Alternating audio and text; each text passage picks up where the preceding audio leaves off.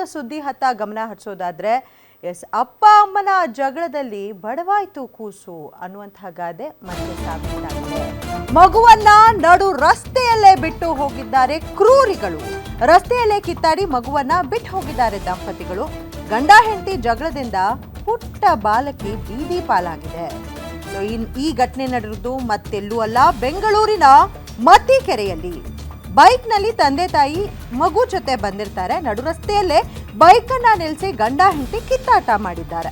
ಮಗುವನ್ನ ರಸ್ತೆಗೆ ಎಳೆದು ಬಿಸಾಡಿದ್ದಾನೆ ಕ್ರೂರಿ ತಂದೆ.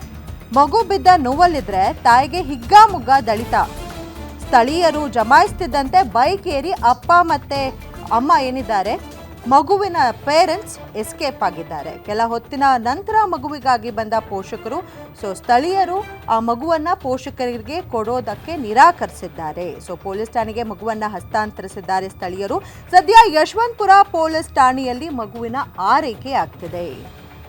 ಬೆಂಗಳೂರಿನ ಮತ್ತಿಕೆರೆಯಲ್ಲಿ ನಡೆದಂತಹ ಘಟನೆ ದೃಶ್ಯಾವಳಿಯನ್ನ ತಾವು ಗಮನಿಸ್ತಾ ಇರಬಹುದು. ಗಂಡ ಹೆಂಡತಿ ಜಗಳ ಆಡಿದ್ದಾರೆ. ಜಗಳ ಆಡೋ ಸಮಯದಲ್ಲಿ, ಕಿತ್ತಾಟ ಆಡೋ ಸಮಯದಲ್ಲಿ ಅಪ್ಪ ಮಗುವನ್ನ ಎಳೆದು ರಸ್ತೆಗೆ ಬೀಸಾಡಿದ್ದಾನೆ. ಮಗು ನೋವಿನಿಂದ ನರಳಾಡ್ತಿದ್ರೆ ಸ್ಥಳೀಯರು ಆ ಮಗುವನ್ನ ಎತ್ತುವಂತ ಕೆಲಸವನ್ನ ಮಾಡಿದ್ದಾರೆ. ಅಪ್ಪ ಅಮ್ಮ ಹೇಳ್ತಾರಲ್ಲ, ಅಪ್ಪ ಅಮ್ಮನ ಜಗಳದಲ್ಲಿ ಕೂಸು ಬಡವಾಯಿತು ಅನ್ನೋದು ಅದು ಮತ್ತೆ ಸಾಬೀತಾಗಿದೆ.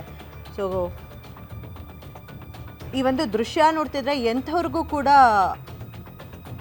ಏನಪ್ಪ ಇದು ಈ ರೀತಿ ಆಗ್ತಾ ಇದೆ, ಸಿವಿಲಿಯನ್ಸ್ ಆಗಿ ನಡ್ಕೊಳ್ಬೇಕು, ಯಾಕೆ ಈ ರೀತಿ ತಾನು ಹೆತ್ತ ಮಗುವನ್ನೇ ಅಷ್ಟು ಕ್ರೂರವಾಗಿ ತಳ್ಳಿದ್ದಾನೆ ಅಪ್ಪ.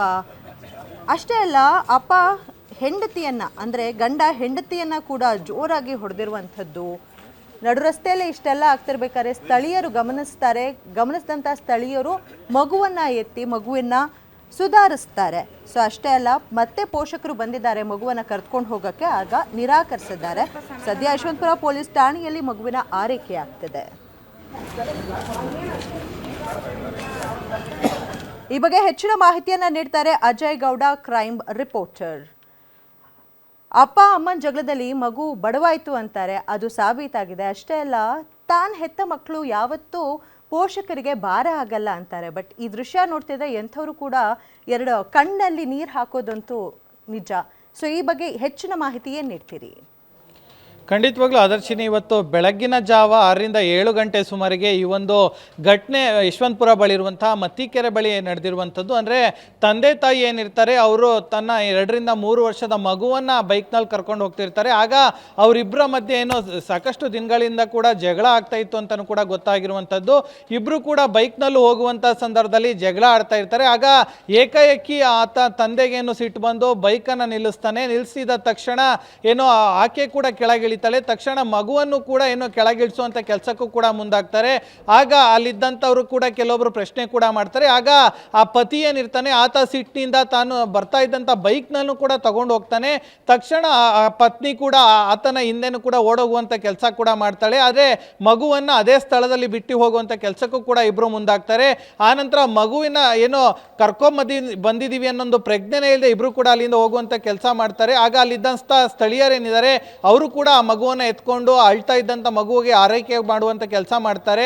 ಆನಂತರ ಮತ್ತೆ ತಂದೆ ತಾಯಿ ಬರುವಂತಕ್ಕೆ ಮುಂದಾಗ್ತಾರೆ. ಆದರೆ ಅಲ್ಲಿದ್ದಂಥ ಸ್ಥಳೀಯರು ಕೂಡ ಸಾಕಷ್ಟು ಸಿಟ್ಟಾಗಿದ್ದರಿಂದಾಗಿ ಅವರಿಗೆ ಅದನ್ನು ಮಗುವನ್ನು ಮತ್ತೆ ಅವರ ಕೈಗೆ ಕೊಡೋದಕ್ಕೂ ಕೂಡ ವಿರೋಧವನ್ನು ವ್ಯಕ್ತಪಡಿಸ್ತಾರೆ. ಆಗ ತಕ್ಷಣ ಯಶವಂತಪುರ ಪೊಲೀಸರಿಗೂ ಕೂಡ ಈ ಒಂದು ಮಾಹಿತಿಯನ್ನು ಕೊಡ್ತಾರೆ. ಸ್ಥಳಕ್ಕೆ 112 ಕೂಡ ಬಂದು ಆ ಮಗುವನ್ನು ರಕ್ಷಿಸುವಂಥ ಕೆಲಸಕ್ಕೂ ಕೂಡ ಮುಂದಾಗ್ತಾರೆ. ಆನಂತರ ಯಶವಂತಪುರ ಪೊಲೀಸ್ ಠಾಣೆಗೂ ಕೂಡ ಆ ಮಗುವನ್ನು ಕರ್ಕೊಂಡೋಗಿ ಅಲ್ಲಿ ಏನು ಆರೈಕೆ ಮಾಡುವಂಥ ಕೆಲಸಕ್ಕೂ ಕೂಡ ಮುಂದಾಗಿದ್ದಾರೆ ಅನ್ನೋ ಮಾಹಿತಿ ಕೂಡ ಗೊತ್ತಾಗ್ತಿರುವಂಥದ್ದು. ಆ ನಂತರ ತಂದೆ ತಾಯಿ ಏನಿದ್ರೆ ಅವರು ಕೂಡ ಯಶವಂತಪುರ ಪೊಲೀಸ್ ಠಾಣೆಗೆ ಹೋಗಿ ತೆರಳಿ ಆನಂತರ ಮಗುವನ್ನು ಕರ್ಕೊಂಡು ಹೋಗುವಂಥ ಕೆಲಸಕ್ಕೆ ಮುಂದಾಗಿದ್ದಾರೆ ಅನ್ನೋ ಮಾಹಿತಿ ಕೂಡ ಸಿಗ್ತಾ ಇದೆ.